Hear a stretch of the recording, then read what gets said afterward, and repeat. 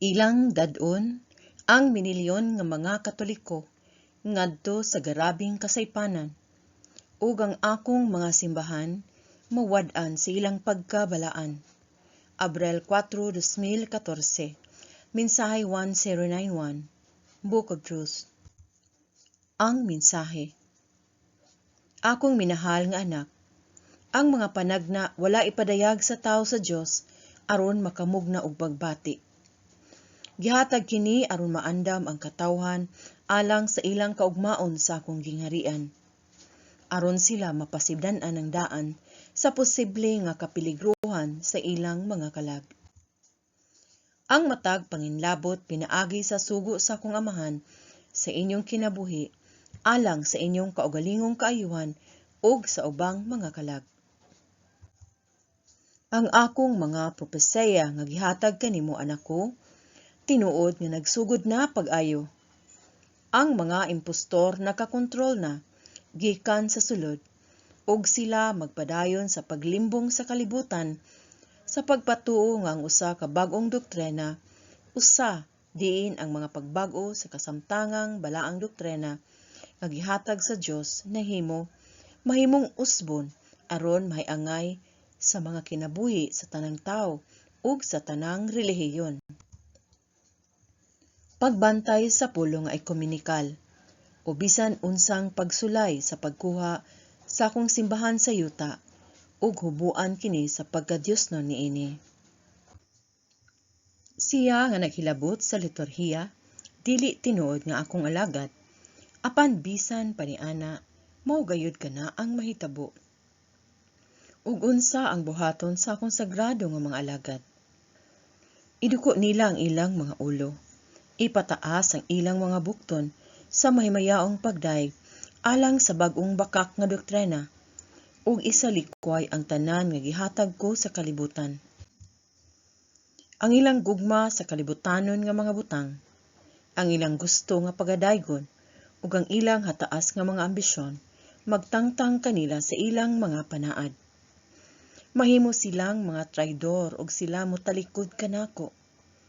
Ilang dadon ang minilyon nga mga Katoliko ngadto sa garabing kasaypanan ug ang akong mga simbahan mawad-an sa ilang pagkabalaan. Sa dili madugay humaniana, ingon nga ang unod sa akong simbahan gipasipalahan. Ilang tigumon ang tanan nga ubang mga Kristiyanong tinuohan ug maghimo og bag-ong mga ekumenikal nga mga sekta nga modala ngadto sa publiko nga deklarasyon nga molimod sa pagkaanaa sa impyerno. Unya sa lihok nga paatras sa insakto nga atbang nga direksyon sa kamatuoran.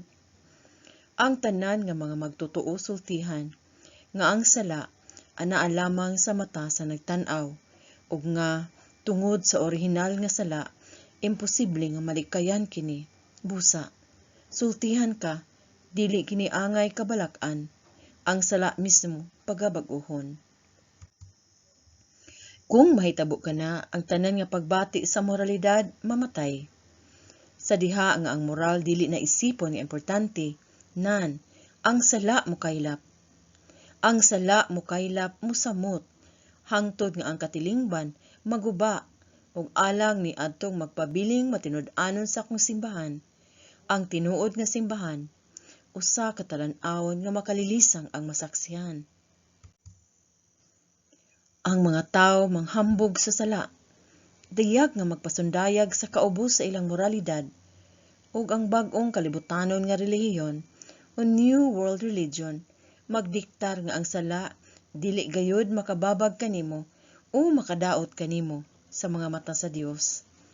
Ang Dios nga ilang gipasabot mao si Satanas, apan dili gayud nila kini isulti kanimo.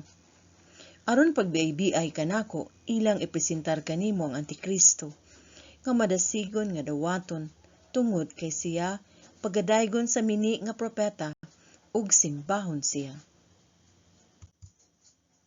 Buhaton sa Antikristo ang tanan nga supak sa akong mga pagtulun-an, apan buhaton niya kini uban ang karisma ug kaanyag. Minilyon ang musimba kaniya, siya ang tanan nga dili ako. daghan kaayo ang iyang malimbungan, nga mahimong sayon alang kaniya ang paggiya sa mga anak sa Dios ngadto sa pagkairihis ug makalilisa nga pagkabiniyaan. Giandam ko kamong tanan alang nining adlaw. Lisod kaayo alang sa kadaghanan kaninyo nga makadungog niini nga balita, apan kini mao ang kamatuoran. Ang kamatuoran magpahigawa sa inyong mga kalag gikan sa kamatayon. Pakigbugno sa kamatuoran ug walay maayo nga moabot gikan niini, ang pagkawalay paglaom lamang. Pugni ang uban sa pagpabiling maunungon sa akong simbahan, pinaagi sa pag-awhag kanila sa pagsunod sa erehiya, nga hapit na ipahamtang sa kalibutan sa akong simbahan, gikan sa sulod o gitambog ka sa mga leon. Katong maglaglag sa makalag sa uban, pinaagi sa kusog, mag-atubang sa labing dako nga silot, pinaagi sa akong kamot. Dawata ang kamatuoran ug andama ang inyong kaugalingon. Sunod kanako ug ako mugiya kanimo nga luwas ngadto sa akong gingharian. Sunda ang mananap ug siya mugiya kanimo ug sa imong dad-on uban kanimo ngadto sa kalayo sa impyerno hangtod sa kahangturan. Imong Jesus.